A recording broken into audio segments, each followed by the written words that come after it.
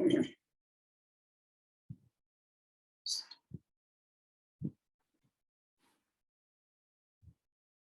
ज्ञानतिमिरन्दस्य ज्ञानाञ्जनशलाकया चक्षुरुन्मिलितं येन तस्मै श्रीगुरवे नमः. So welcome everyone back.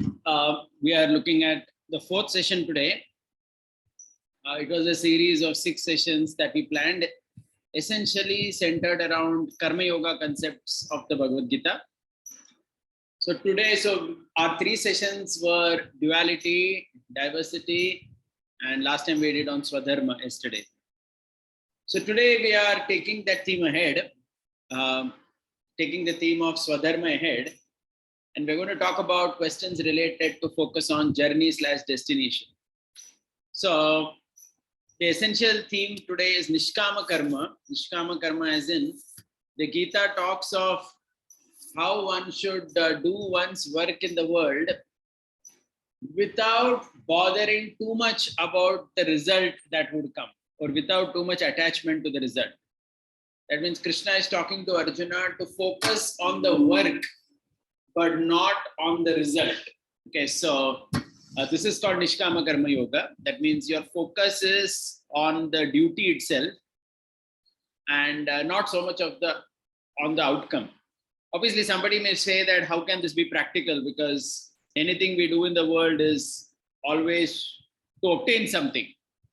Okay, so the answer to that is, well, everyone knows that we will obtain something, but the point is you simply focus on what you need to do.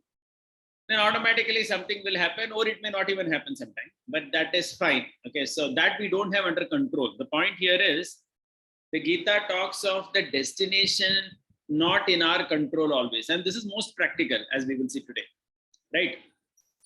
So I have a quote here before we begin. Focus on the journey, not the destination. Joy is found not in finishing an activity, but in doing it. So in the 3rd chapter, Krishna says, Tasmad asatta sasatam karyam karma samachara asakto hyacharan karma paramapnoti purushaha. Krishna says, therefore, without being attached to the fruits of activities, one should act as a matter of duty. For by working without attachment, one attains the supreme. Okay, so this is the path of Karma Yoga, where you do work without attachment to the fruit or without bothering so much about it, but do as a matter of duty. And as we discussed last time, if it is connected with dharma in general, then actually one can attain the supreme. So that is what we are seeing here. Right. Now, an allied concept along with this is, which Krishna speaks repeatedly in the Gita, is called as Kshetra. Okay, so we're going to look at that as well today. Kshetra literally means a field, field of action. And Krishna says, for example, in the 13th chapter, Kshetranyam chapi mam vidhi sarva kshetreshu bharata kshetra kshetragnyor jnanam yatta jnanam matam mama. You should understand that I am also the knower in all bodies, and to understand the body and its knower is called knowledge. That means here Krishna is saying that to understand one's body and the knower of the body. So the knower of the body is the Atma, but the body itself, the field of action, that means to understand what your body is capable of doing is also called as knowledge. Okay, so this is connected to the theme, because only if you understand what your body is capable of, then you will, be able to do your Swadharma well. Right, so this is the theme for discussion today, right? So the first thing we will do today is, last time we saw the Swadharma, which is action, and today we have introduced this new concept called as Kshetra, field of action. We need to connect both of them, right? So let's see a couple of stories from the Ramayana and Mahabharata, which will help us understand better. So the first one is from Ramayana. So this is a beautiful story where all the monkeys, which were part of Ram's army, have arrived at the seashore, and now they are, they kind of already know that Sita is on the other side, and all the monkeys are thinking about how to cross the ocean, who can jump over the ocean. So there's a very interesting dialogue that comes up. So it turns out that the distance between the seashore in India and Lanka is 100 yojanas. So yojana is some unit of measurement which was used in those days, something like a kilometer, mile, etc. These days, a unit of measurement to measure distances. So all the monkeys are sitting there, Now, the interesting thing is, every monkey starts talking about what he can accomplish. So one monkey says that I can jump 5 yojanas. Another says I can jump 10. The third one says 15, 20, so on and on. One says I can jump 90, Angada or someone. But again, 90 is useless because you need to jump 100. Another one says I can jump 100, but I'm not sure if I can come back. Okay. So what I want you to appreciate in the story is that each of the monkey knew their kshetra or field of action well. They knew their capacity. They knew what they are capable of doing in terms of their work. Right. So this is how Swadharma and Kshetra is connected. Okay. So as monkeys, you may say their Swadharma is to, monkey Swadharma means to keep jumping, right? I mean, that's what monkeys keep doing all the time. They're jumping from one place to another.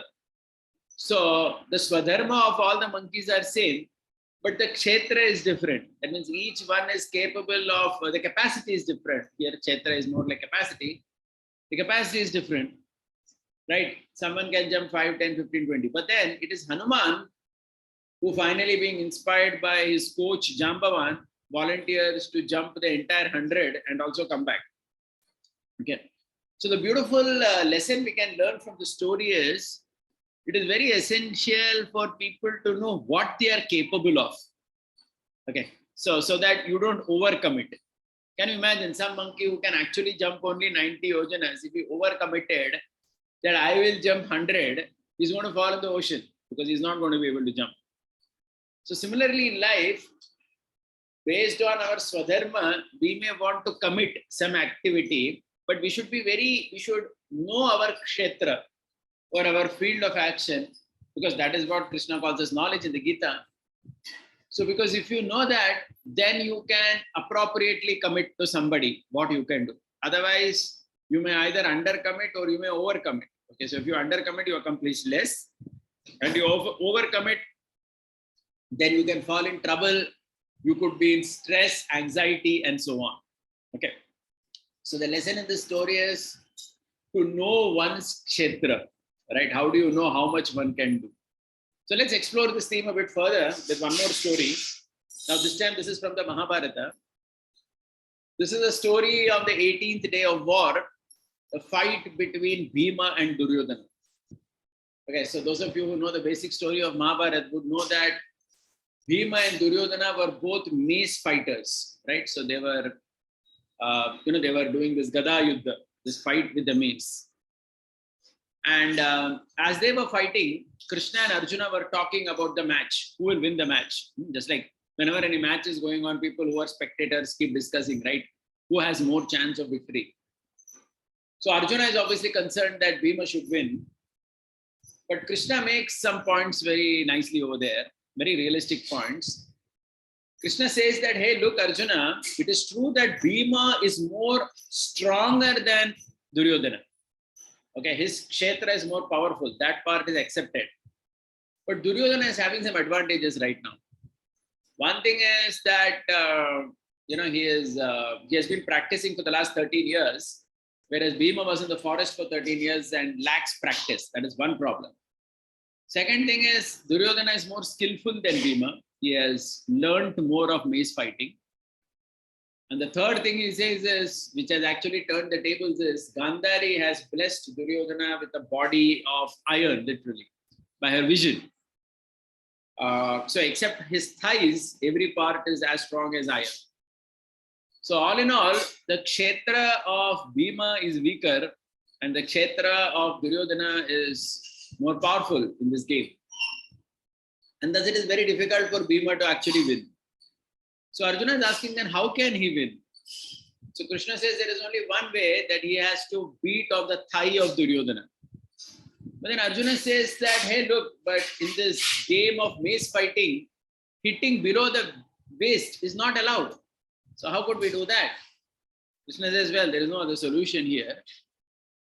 And as the match progresses, Krishna also reminds Arjuna that, do you remember when they insulted Draupadi in the assembly, Duryodhana had shown his thighs to Draupadi.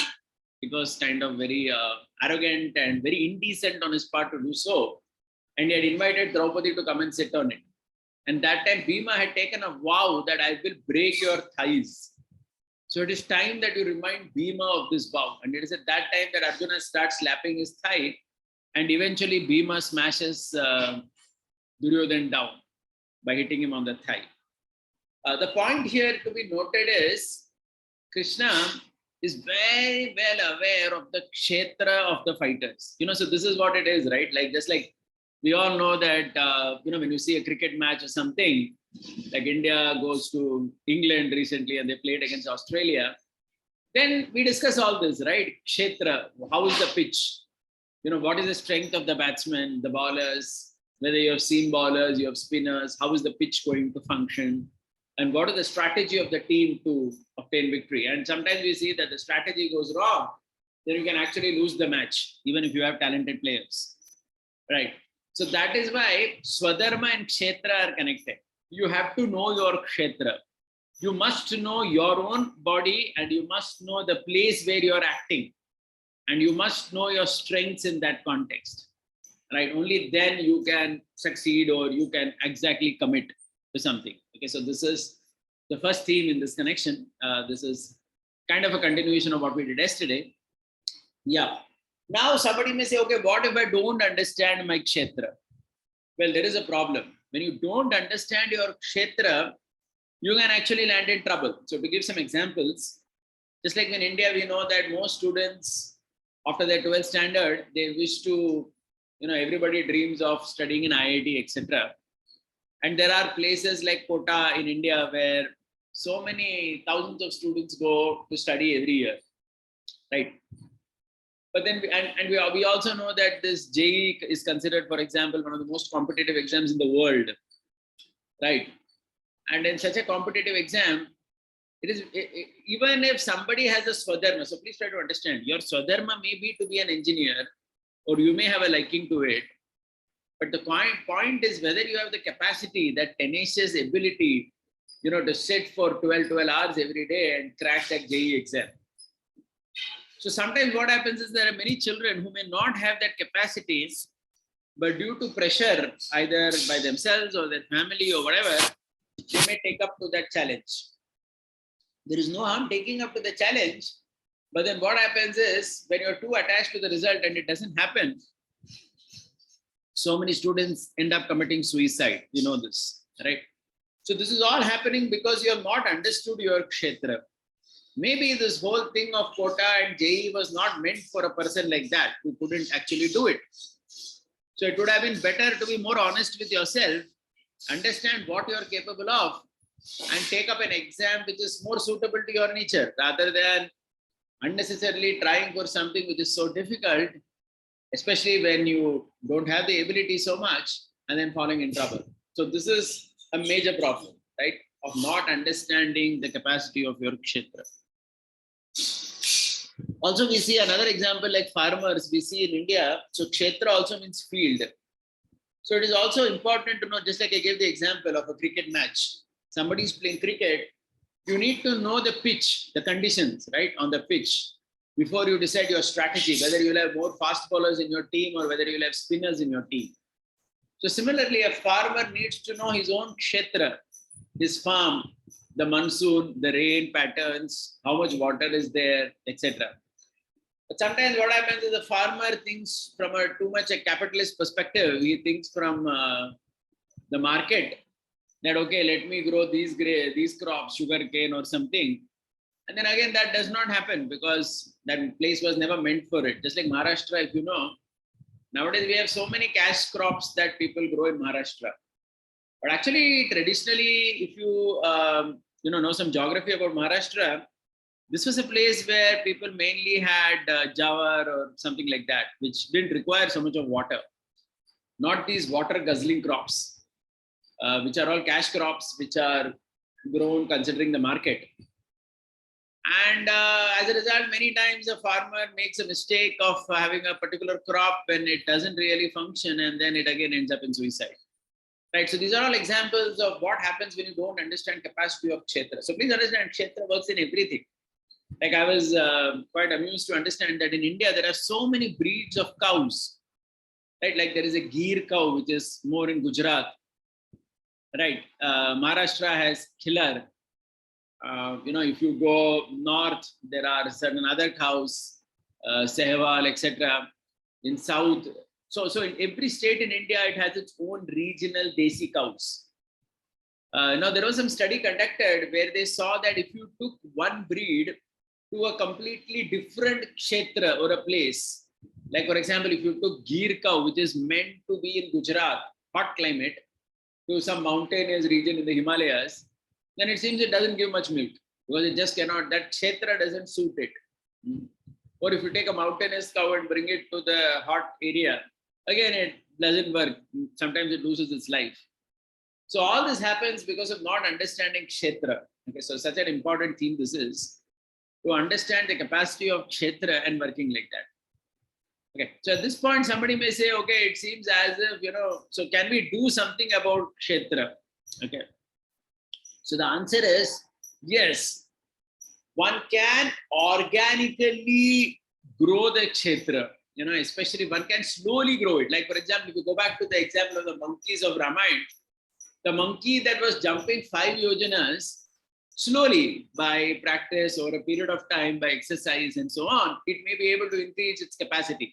6 yojana, 7 yojana. Maybe it will never reach Hanuman's capacity of 100 yojana, but that's okay, right? You compete with yourself and you go ahead. Just like playing cricket. So suppose I'm not a good cricketer, I can always practice and improve my cricketing skills and play better than what I'm playing today. Perhaps I may not become Virat Kohli or something, but then that's okay, right? So similarly, one could organically grow one's kshetra and improve it, but one has to be very reasonable about it. Another important thing which we need to understand is the kshetra gets abused many times. Okay, we actually abuse. So just like, for example, a literal example is farmers in certain places like in Punjab, they use a lot of pesticide in their crops. And because of which it is said that in Punjab, especially in many parts, the land is getting contaminated. The water tables have gone down drastically. So all this is abuse of kshetra, and it has its own drawbacks. Like, for example, in Punjab, there are so many cases of cancer reported among people because of eating all these crops mixed with pesticide. And there is literally a train that goes from Bathinda to Bikaner, which is termed as Cancer Express. Because there are some cancer hospitals in Bikaner in Rajasthan, and many people from Bathinda actually take that train to go there for their cancer treatment. So this is all abuse of kshetra. So similarly, even the body can be abused by oneself or by someone else. So when that happens, one can always come up. Okay, so Bhagavad Gita teaches us this, that no matter where we are, you can slowly come up, but it will take time. You'll have to be patient. Okay, so for example, if literally someone has contaminated their farmland using so many pesticide, insecticide, they will take time to, recover it. I had a friend who knew a farmer in some place in Karnataka where the land that was useless and there was nothing growing in it. It was barren and so on. But this person, what he did for 20 years, he would smear the entire farmland with cow dung and cow urine. As a result of which, at the end of 20 years, so this took so much of time, but at the end of 20 years, his land literally became like gold. And now, it can either sell for a lot of money or he can grow anything in it very easily.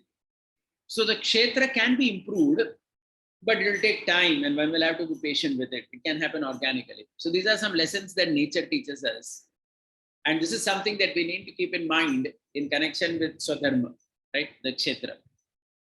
Okay, so the beautiful thing about kshetra is that it can be like a fort, it can uplift us, or it can become a prison also. That means when we abuse the kshetra, it becomes like a prison. When we either abuse ourselves, and not do enough, then it can become like a prison. In today's world, unfortunately, sometimes I feel that many people are actually abusing their body and mind too much, beyond permissible limits. Either intoxicants, alcohol, or unlimited gaming and on the mobile phone, spending late night on it, etc. This all tends to be abuse of kshetra. Because a body and mind are capable of doing so much, but then a person just wastes it all in some frivolous activity. And when one does that, then that kshetra is abused and it becomes like a prison. On the other hand, if somebody is more conscientious to improve one's kshetra over time and do something very useful with it, it can actually become like a fort.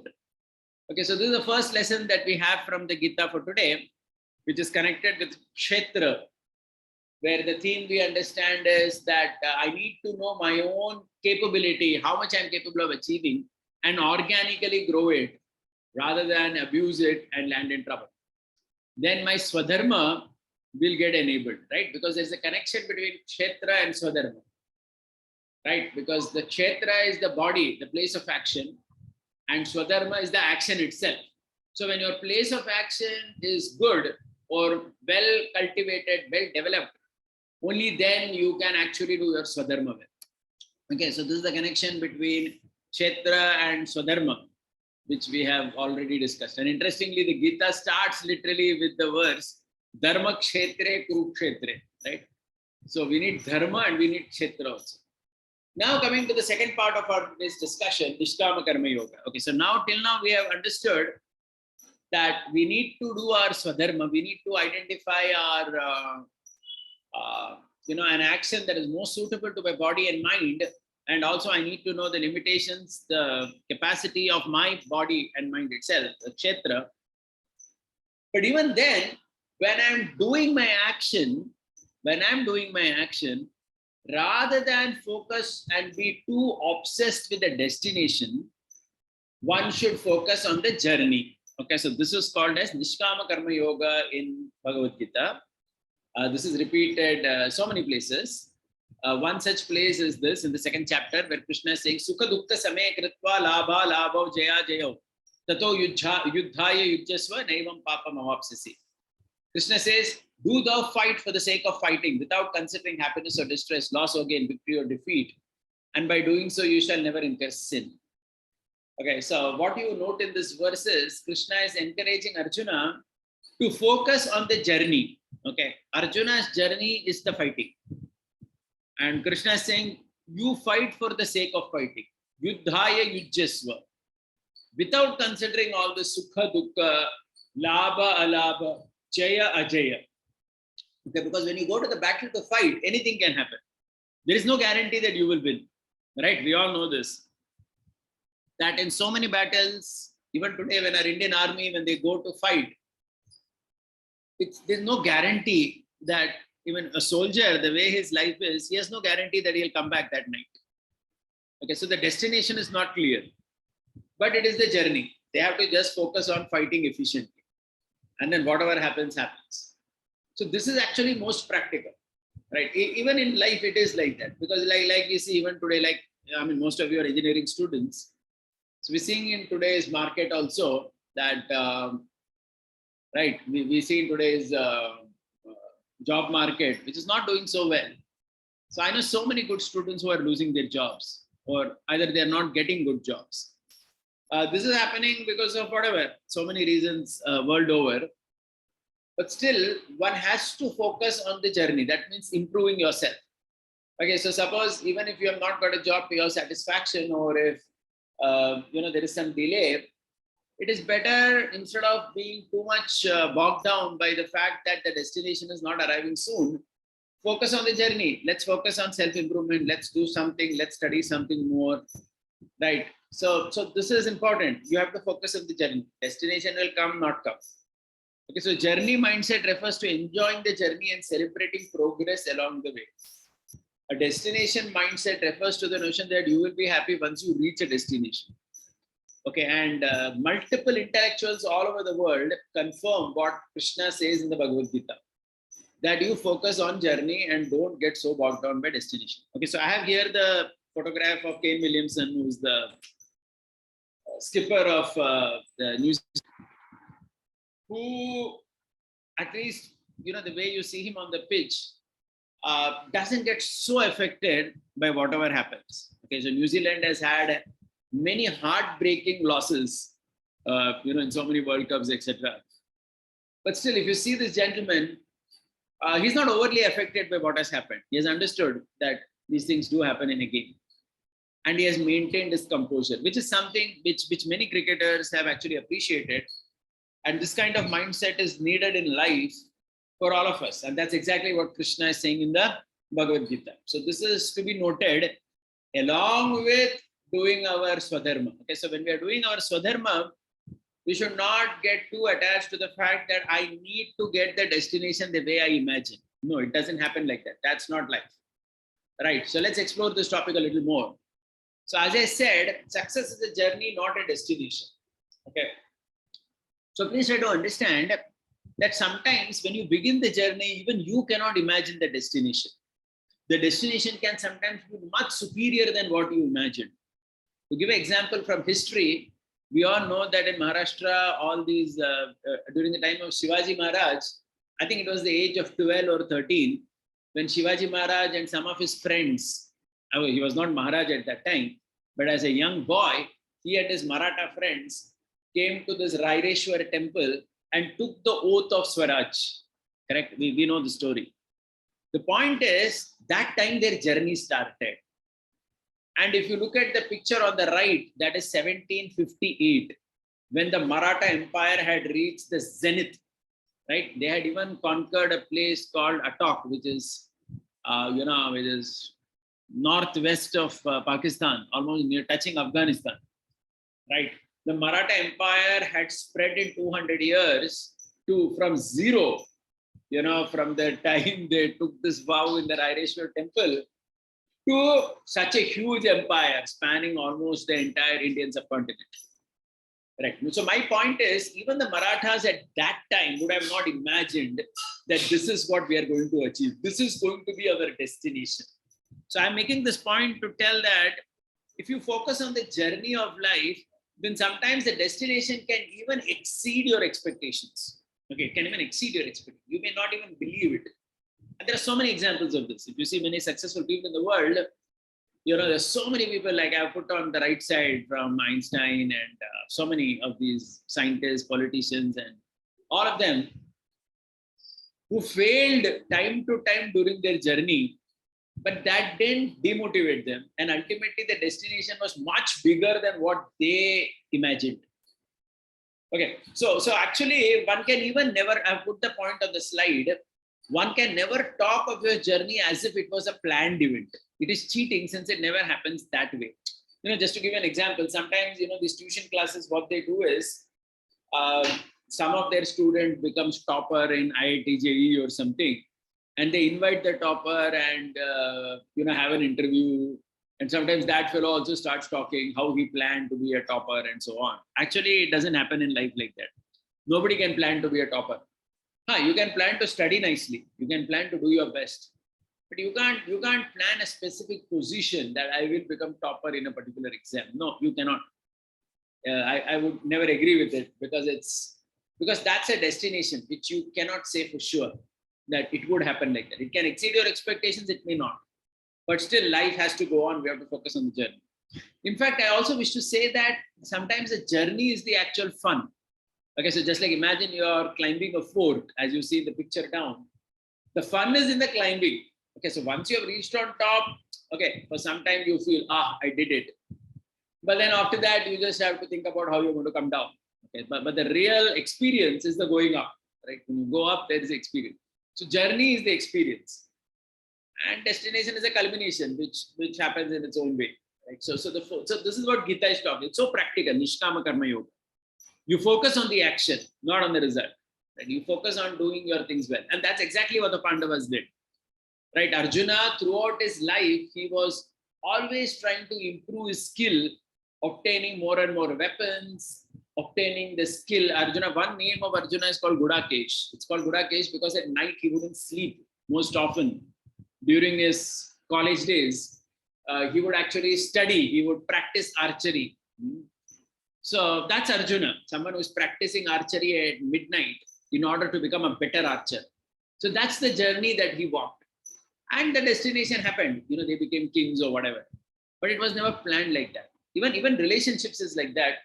Relationships is a journey where one has to invest time and effort. Okay, happiness in the relationship is the destination. It will happen at the culmination of a journey. It doesn't happen, it may not happen immediately, but even if it doesn't, one has to keep putting the effort in the journey. So this is something so practical that Krishna is talking in the Gita for our daily life, right? Going next. Yeah. Now another important question here. Somebody may say, if I'm walking on the journey, does it guarantee result? Is it assured that I will be successful? The answer is no. There's no. In fact, you will see that so many people were also there, great people in the world, who had a great journey, but not necessarily they had a great destination. You know, as in their whole life was a struggle only. You know, if you look at Maharana Pratap, great king, right? But most of the time he was banished from his kingdom. He had to fight the Mughals and weapons and so on. And Maharana Pratap couldn't really achieve so much in terms of a destination. He was always kind of loitering with his people in the forests of Kumbhalgarh and so on. So the point is, even that being the case, will you call such a person, and he's just one example I'm using, there are so many people in the world who would have walked, who would have been a great personality, who walked a great journey, but didn't get a big result. Okay. So does it mean that they failed? No. From the Gita's perspective, no. That's what Krishna is saying. Sukha dukkha samaya kritva labha labha jaya jaya. Okay, because Krishna in the Gita is very truthful. He's simply not saying that, he's not telling Arjuna that you will be successful. He's telling Arjuna that you may win, you may lose. That's what he's telling. Because that is real. He's not promising, Krishna is also not promising that if you are practicing Dharma, you will have success. But there is no choice. Adharma will surely bring a bad result. Dharma may or may not give good result. There's no guarantee of good result. But then one has no choice. So rather, but at least one will have the satisfaction of doing the right thing. Another thing is, even if one externally fails, or fails as in one doesn't get the desired destination, one's legacy can become a success. So please try to understand this. There's a difference between getting a destination success immediately vis-a-vis legacy of the person becoming successful. Just like, for example, going back to Maharana Pratap's story, he may have not become a very big success from the sense that at the end of his life, maybe he didn't become a big king or get a big kingdom, etc. But the point is, as a legacy, it has become successful. Even today, 300, 400 years after he's gone, if you go to that area, Kumbhalgarh, etc., it is Maharana Pratap whose name is taken. So the point is, his legacy stays on. Even though apparently he didn't achieve any big victory in the Battle of Haldigati or anything, but he is much more famous than some other people who simply, in order to get the destination, sold themselves to Akbar or some Mughal kings. Right? So there were so many other kings, who Man Singh and all that. Okay, he was also a Rajput, but he simply sold himself to Akbar just so that he can get the destination of success. So one may say that, oh, in his life he got success, but then there is no legacy only, right? No one, we appreciate actually someone like Maharana Pratap much more than someone like Man Singh, because of the fact that he stood against this Akbar's cruel Mughal rule, and he had the guts to stand in his face and tell him, get lost, I'm not going to submit to you. Okay, so what I'm saying is, even if that person externally didn't achieve the destination, he has become glorious. And that is also a very important part of what the Gita is teaching us. Okay, so we see this in the Ramayana also. There is a beautiful story of a great king called Sagara, who, for some reason, there's a big story, I'm not going into the details of that, but their son decided to get Ganga to the earth. So they said Ganga was only in the heavens and it had to be got to the earth. So there were many kings. There was Anshuman, there was Dilipa, etc. There were several kings who tried to get Ganga down, but Ganga didn't come only. Their whole life went in getting Ganga, but apparently they failed. They didn't get the destination. But the legacy lived on, and ultimately it was a king called Bhagirath, who was in their family line only, but he managed to get the Ganga. So why I'm saying this is, even if you see the Indian freedom struggle, you may see many people who, for example, sacrifice their lives, right? And maybe they've never achieved their destination. As in, one may say that they died at the hands of the British rule. Like the Chafekar brothers in Pune, or so many great people. Tilak, right? So many people. Tilak said, Swarajya hamaja janam siddha adhikar hai and itomi milvinats. He said, I will get it, but he did not get it, at least in his lifetime. He passed away in 1920 at the age of 56 or whatever, right? So the point is, even when you walk on the journey, there's no guarantee that you may see the result in your life, but still it is the best thing to do because you leave a legacy, right? You leave a legacy. Today we speak very favorably about Tilak, right? We appreciate Bal Gangadhar Tilak's sacrifice. So many other freedom fighters who died before Swaraj, before independence was obtained. So that didn't really, but they didn't see it. So one may say that in their life they didn't see it. Yeah, that's right. But then so what? Right? At least they walked the journey properly. So this is something so beautiful, so practical Krishna teaches us in the Gita. But unfortunately, many times we tend to overlook this, right? So I'll just summarize what we studied today and then take questions. Yeah, so the take-home lessons from our session 4 are as follows. So this is in connection with our third session of Swadharma, or action based on our body and mind. So I said the first thing is, because it is action based on our body and mind, we need to understand a concept called Kshetra. And Kshetra, Krishna calls it as the body or the place of action. Okay, the place of action can be a farm, the place of action can be a cricket pitch, whatever it is. So when one is doing one's Swadharma, one should understand one's limitation. Where are you functioning? Okay. So the place of action could be the time of recession also. Okay, so that's a place of action, let's say. So you need to understand under what limitations are you operating. Okay, so just like we gave the example of the monkeys in Ramayana, who knew their Kshetra. Every monkey knew how much he can jump. There was no confusion about it. And they were not disappointed to think that Hanuman is able to jump more than us or anything like that. They understood their limitations. Okay.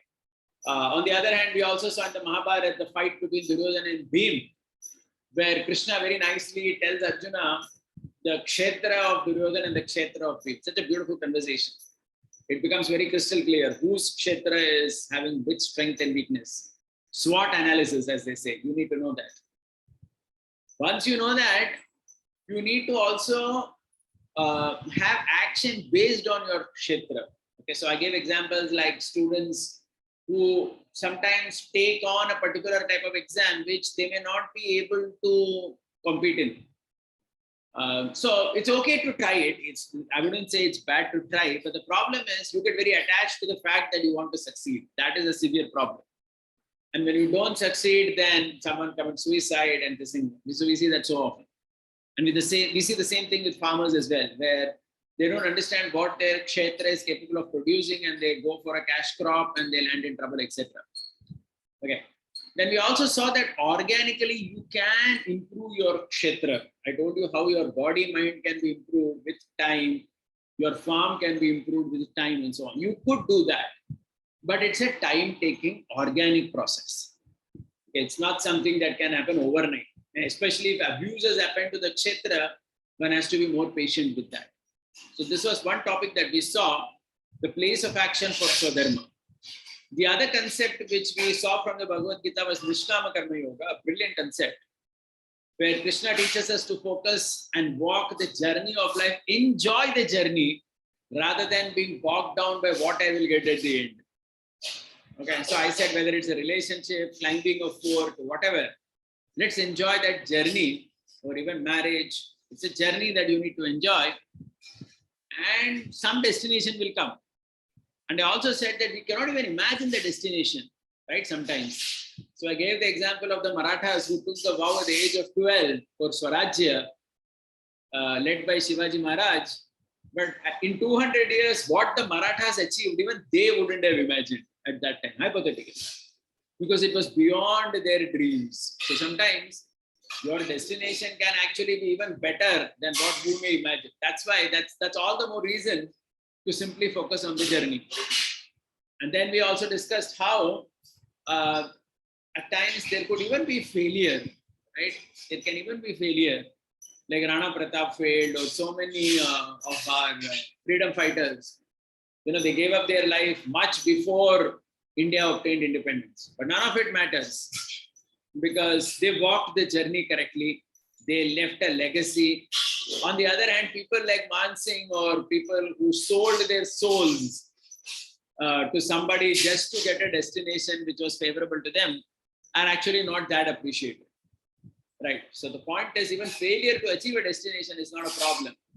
The problem is we stop walking the journey of life. So this is a very practical theme from the Bhagavad Gita for all of us to implement in our daily life. Right? Thank you. We can take some questions. Anybody has any questions? You can raise your hand.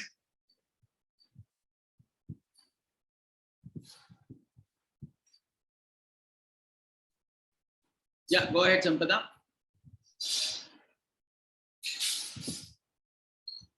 Hello. Okay. So my question is like, am I audible, right? Yeah, very well. Okay. So I was just thinking, like, how much planning is good planning? Like, if we say Nishkaam Karma Yoga, so we should not focus on the destination. So there are destinations which we think that will happen after certain phases in our life. So, like, can you give some pointers on how much we assume and how much we plan and how much is good for us? I understand the question, because when we say planning, it then immediately means that we are thinking about achieving something. That's why the plan has come. I would say there is no harm in plan, because planning is part of strategizing in the journey.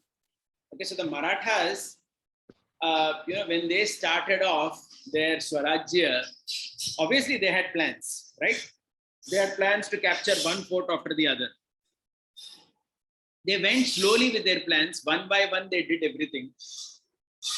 Even when Shivaji Maharaj was coronated and when he passed away, the Swarajya they had was only in the Konkan region, by and large.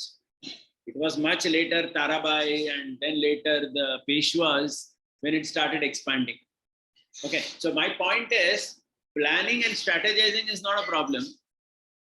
But then again, overly being attached to the fact that my plan should have delivered a result is a problem. Okay, you plan, you try something, and if you think the plan needs to be reworked, be open to that and do that as well. Okay, so life will constantly go like that, where you would keep, trying to refine the strategies for achieving whatever we want. But at no point of time are we going to lose hope because we didn't achieve what we thought was the dream. That cannot happen, because when that happens, then we actually stop functioning. The problem is when somebody gets too depressed by not achieving the destination, or if somebody becomes too proud on achieving something. In either case, our journey stops literally, because either we stop functioning because we are depressed, or sometimes we are so proud that again we make some mistakes later in life. So problem is not the planning or strategizing. Problem is the attachment to the idea that I need to get exactly the way I planned. So that is the problem. Does that make sense? Yes.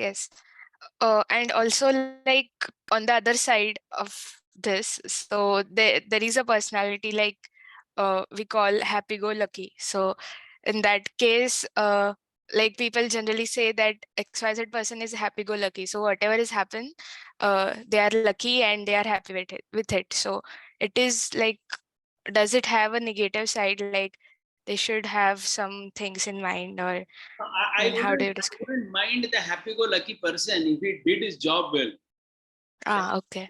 Did his job well and he was happy-go-lucky, that's the best thing. But if he didn't do his job at all and he was just relying purely on lady luck, then that is a problem, because life is not like that. So one can be lucky once or twice. I mean, I have honestly, see, as a training placement officer in my college, I have seen many times students who may be academically very below average, but they end up getting high jobs, jobs that people are dreaming of, something that pays 35, 45 lakhs, etc. They bag that offer. Though they were much, much below average and, they were not even studying so hard as so many other people. Okay, so this is that luck. So because there is a luck factor in life, which is not exactly luck. From the Gita, we understand it to be karma. But the point is, that cannot be a strategy for life. One cannot say that I will just not do much and whatever happens, it will happen. No, most of the time it will not work. Sometimes you can be lucky without working, but most of the time you will fail if you don't work. Right. So as a strategy, it doesn't make a sense. But if you're talking about happy-go-lucky from the result perspective, then that's very good. That means bindas, not worrying too much about what happens, just focusing on improving oneself. If that's the thing, then that's fine. Yeah. Yeah. And sorry, but one more part is how much do you consider luck factor while focusing on journey? Do you think it is essential or it doesn't have any effect as such? In anything, see, I'll tell you two ways. One, if you look at it from an ordinary perspective, we do see luck in life, right? Like placement officer, I see luck for students. I see some students who are outstanding, but they don't get good jobs. I see students who are really below average. I mean, I know them also. But then they end up getting something amazing. So there is luck. So because, you go in front of an interviewer, he will ask 3 questions and he's happy with you and you exactly answered. And or sometimes it can happen that he asked you 2, 3 questions and exactly asked the things that you didn't know and you didn't get it. And in every field, I mean, it's not only about job, in anything. I mean, you take a game of cricket. Isn't there luck on the pitch? So sometimes it happens that someone is very unlucky, he gets out in a very unlucky fashion. They say that unlucky fashion, this fellow got out. Or somebody is lucky and 2, 3 times his catch is dropped and he hits a century. But the commentator will say that he was dropped when he was 0, 25 and 79. 3 times his catch was dropped. So the point is, we do see luck in life from our own vision. From the Gita perspective, we understand this luck to be karma. Karma means daiva. That means your past action. Okay, so there is this concept in Gita where our past action also has some bearing on our current results that we may get. Okay. So sometimes if the past action would have been good or something, he may get it. So you have no control over it. That part is considered something where you have no control over. So whether you believe in karma or no, at least one will certainly agree that even with luck, one has no control over it. I mean, you don't control it. No batsman can go to the cricket pitch and say that I will give a catch and I will hope that I will be lucky and the fielder will drop it. No, that doesn't work as a strategy. Okay. Like that. So it does play a role in life, but it's not something you can count on as a strategy. Okay. Yes. Yeah. Thank you, sir. I mean, what you could do is you could be grateful to God for that. That you have given it. Yeah, so that's what yogi does. He's having gratitude to God for the gifts that he got in his life, which he's calling as luck. So he's grateful to God for that. So that part can be done, but otherwise, no. Yeah, okay. Yeah. Anybody else with anything? If there's anyone. Okay, yeah, Anish, go ahead. Yeah. Nishkaam yoga we say, when we talk about a devotee, he both enjoys the devotion and doing the bhakti yoga, but he also aims to get the mukti or liberation and all that. So how can we validate it with respect to this session? That's yeah, good point. See, please try to understand. In the Gita, Krishna has put bhakti yoga on top of karma yoga. He has not spoken about bhakti or devotion to God cancelling action. Okay, so in Gita, the devotee of God in Gita is not someone who is inactive from a material perspective. He is someone like Arjuna who is contributing according to his Swadharma in the world, being detached from it, and at the same time he is continuing the path of yoga or devotion. Okay, so in Gita, that is why you need to understand the logic of the Gita. In the Gita, first 6 chapters, Krishna has focused primarily on Karma Yoga. And then from the 7th chapter to the 12th chapter, he speaks about Bhakti Yoga primarily. So Bhakti Yoga, Krishna has kept on top of Karma Yoga, and he has not cancelled Karma Yoga. That means nowhere Krishna has said that, hey Arjuna, once you're a devotee, you need not do anything. You just sit back and relax. I'm going to do everything for you. No, it's not like that. Okay, so it is a layer on top of it, not instead of it. Okay, so this is to be understood. Does that make sense, Anish? Yes, sir. Yeah, thank you. Any So, other? Yeah. oh, one question on Anish's question. So then, like, why someone should like aim to get moksha? Like, we have been spent most of time of our life doing karma yoga and like enjoying our journey. So why to get mukti? Like, I mean, Yeah, isn't it sort of, yeah. Yeah. See, for that, we need to look at our existence as a whole. See, in Karma Yoga, we are talking ourselves primarily as the combination of body and mind. But then we are not just the body and mind. You know, when I say I, then I'm the Atma, the conscious principle, which is seeing and using this body and mind in various activities in this world. Right? So yes, so though I am the Atma, currently I'm having a body and mind, which I cannot negate. I cannot suddenly artificially say that because I am Atma, I will not bother about my body and mind. No, my body and mind are my reality, but they are temporary. My eternal identity is the Atma. No, as an Atma, as the Atma, I have those needs as well, which is, okay, at one level, there is a satisfaction that comes in life when you walk the journey, as per Karma Yoga. But those things are more related to ensuring that the body and mind are happy and well situated. But the purpose of doing that is to ensure that one has a lifestyle, because see, what happens is when you are well situated in Karma Yoga, then by and large you are happy, or what we call as the mode of Sattva Guna, because Sattva Guna is connected to happiness. And when you are in that general jolly frame of mind, then you can ask questions about your eternal identity, the eternal journey of the Atma. That is where spirituality begins, where, you know, there is, so just like there is the need to ensure that my body and mind is taken care, there is also the need that the Atma has to be taken care. Okay.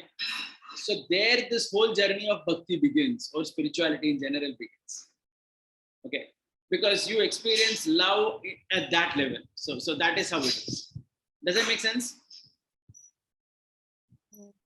Sort of, yes. Yeah. So, for example, if you read about Tukaram's Abhangas or Tukaram's, that so-called discussion that he has with Shivaji Maharaj, that's exactly what he says. He says that, yes, as a king, you need to do your responsibility. But at the same time, there is this aspect of life as well. So basically, the Gita starts with Karma Yoga and takes you to Bhakti. Okay, and thus it fulfills Ihaloka and Paraloka. Ihaloka Kirti and Paraloka Kirti. Ihaloka Kirti means success in this world, and Paraloka Kirti means obtaining spiritual benefit in life. So that's how it is. Yeah. Okay, so can we say that when we practice bhakti yoga, our swadharma will change?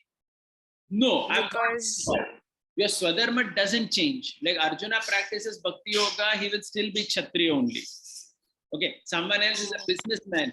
He practices Bhakti Yoga, he will still be businessman only. Not that because he practiced Bhakti Yoga from businessman, he will become a teacher.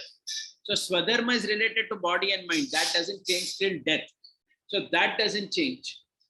But then when you practice Bhakti Yoga, you're utilizing some time in your life to connect to the Supreme. Are you getting the point? So you're doing that. So that is on top of this. That is not instead of this, that's on top of this. So Okay, that is Swarup. yeah, that is Swarupa Dharma. Yeah, exactly. Mm. That's what I was saying last time. Okay. So Swadharma is for the body and mind. Swarupa Dharma is for the Atma, which is the part of yoga practice. Okay. Got it. Yes. Thank you, sir. Yeah, welcome. Okay, so we will end the day and we will continue next time. Yeah, thank you, everyone.